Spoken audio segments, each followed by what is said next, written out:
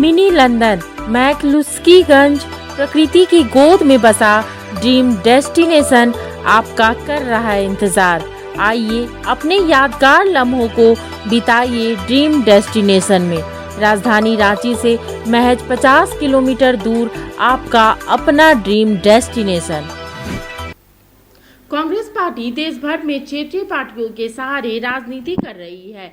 झारखंड में झामुमो के सहारे राजनीति करने के कारण कांग्रेस लोकसभा और राज्यसभा में अपना प्रतिनिधित्व समाप्त कर चुकी है। पिछले 4 वर्षों में कांग्रेस के 16 विधायकों के बावजूद राज्यसभा के चुनाव में कांग्रेस को झामुमो के सामने घुटने टेकने पड़े हैं। बीजेपी लगातार कांग्रेस के जनाधार समाप्त होने का दावा कर रही है। देश भर में सभी प्रदेशों में बीजेपी यह दावा करती है कि कांग्रेस का अस्तित्व क्षेत्रीय पार्टियों के सहारे दिखाई देता है और ऐसे में वो झारखंड में भी प्रतीत होता हुआ नजर आ रहा है। झारखंड में भी झारखंड मुक्ति मोर्चा के सहारे कांग्रेस फिलहाल अपने अस्तित्व की लड़ाई लड़ रही है। झारखंड में संसदीय प्रतिनिधित्व एक भी नहीं है और जिस तरह से लोकसभा में एक भी अब पार्टी का कोई कैंडिडेट जीतकर वहां पर नहीं पहुंचा है और ऐसी स्थिति में एकमात्र गीता कोड़ा ने भी उनका साथ छोड़ता हुआ नजर आया और ऐसे में वो हाथ का साथ छोड़कर कमल का दामन थाम ली। वहीं राज्यसभा चुनाव में झारखंड से एकमात्र सीट कांग्रेस के खेमे में थी, लेकिन वो भी झारखंड मुक्ति मोर्चा ने अपने राजनीतिक दबाव के तहत हथिया लिया। झारखंड मुक्ति मोर्चा पिछले 3 बार चुनावों में अपनी एक सीटें जिताकर अब वो राज्यसभा में अपने 3 प्रत्याशी को भेज चुका है और उसके फिलहाल 3 राज्यसभा प्रत्याशी हो गए हैं। ऐसी स्थिति में डॉक्टर सरफराज अहमद को एक बार फिर झारखंड मुक्ति मोर्चा ने अपने दम पर भेज दिया है और वो निर्विरोध अब चुनाव कल उनकी घोषणा हो जाएगी।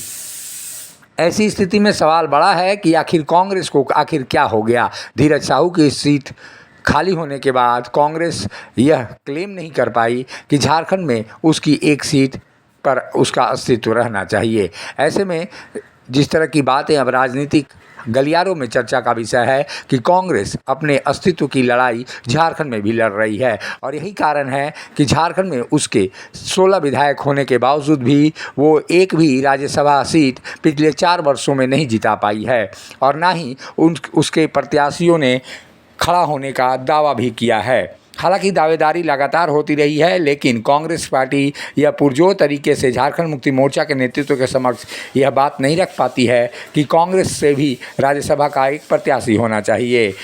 आखिर क्या मजबूरी है और किस तरह से बातें हो रही हैं, इस पर बीजेपी के जो विधायक हैं और विपक्ष के नेता अमर बावरी खुलेआम यह आरोप लगाते हैं कि देश भर में कांग्रेस की स्थिति काफ़ी दयनीय हो गई है और वो दूसरे के सहारे ही अपनी राजनीति कर रही है।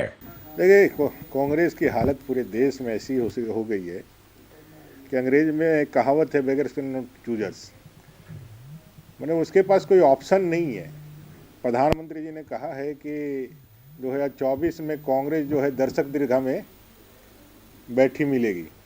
पूरे देश से कांग्रेस मुक्त भारत की परिकल्पना साकार हो रही है और कांग्रेस अपने अस्तित्व की लड़ाई लड़ रही है। अमर बावरी के इन दावों में बिल्कुल दम लगता है और ऐसी स्थिति में पिछले 4 वर्षों में महागठबंधन की सरकार होने के बावजूद और 16 विधायक जीतकर आने के बावजूद भी अब तक कांग्रेस अपने प्रत्याशी के रूप में राज्यसभा का कोई व्यक्ति उच्च सदन नहीं भेज सकी है और ऐसी स्थिति में वो प्रत्याशी भी नहीं बना पा रही है। वहीं जिस तरह की बातें अब होती हुई दिखाई दे रही हैं, ऐसे में सवाल बड़ा है कि आखिर कांग्रेस पार्टी को क्या हो गया है। सवाल कांग्रेस से जब होता है तो कांग्रेस महागठबंधन और बीजेपी की साथ बड़ी लड़ाई होने का दावा करते हुए अपने नेगेटिव पॉइंट को छुपाना चाहती है। सैक्रिफाइस के बाद ये देश बनाया और देश बचाने का समय है। ऐसे में कांग्रेस का जो दायित्व का निर्वहन कर रही है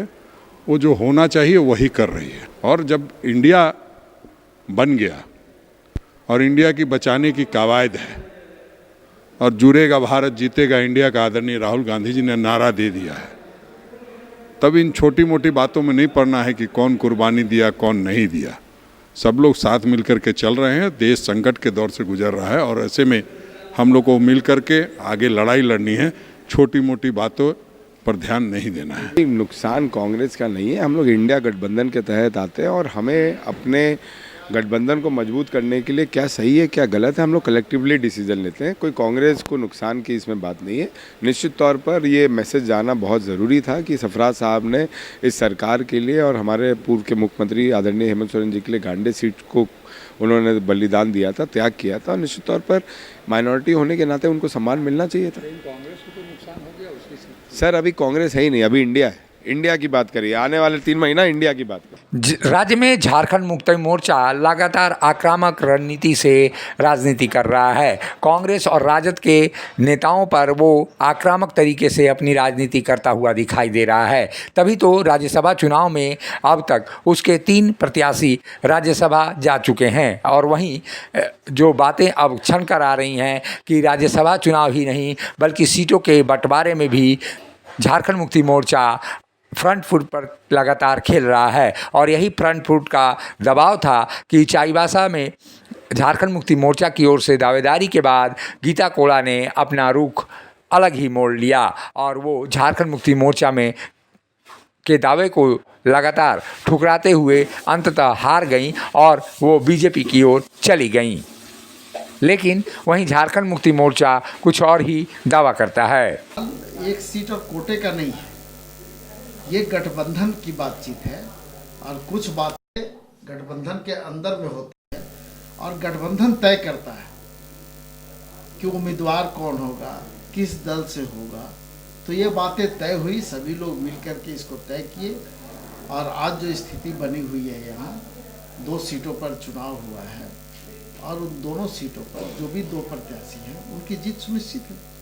राज्य में कांग्रेस की स्थिति बहुत अच्छी नहीं है। तमाम क्षेत्रों में जनाधार की स्थिति यही है कि उसके व्यक्तिगत नेताओं के प्रभाव के कारण ही वो सीटें जीत पा रही है। संगठन का बहुत मजबूत जनाधार नहीं है और यही कारण है कि लगातार झारखंड मुक्ति मोर्चा और राजद के सहारे कांग्रेस को अपनी राजनीति करनी पड़ रही है। हालांकि जो जातिगत समीकरण हैं, जातिगत समीकरणों में यह देखा जा रहा है कि राष्ट्रीय जनता दल के पास यादव और मुसलमान की तादाद है, तो वहीं झारखंड मुक्ति मोर्चा के पास मुस्लिम और आदिवासियों की तादाद अधिक संख्या में देखी जाती है।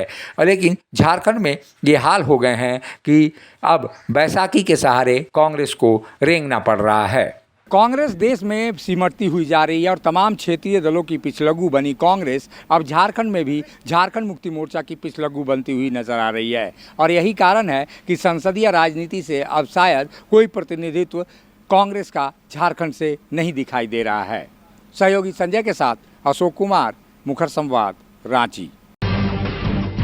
जब टूटती है आस, जब थकती है सांस, जब रूठते हैं अपने मुंह मोड़ता है जमाना, जब अंगड़ाई लेता है संकल्प, फिर बनती है कहानी, बनते हैं अनमिट निशान।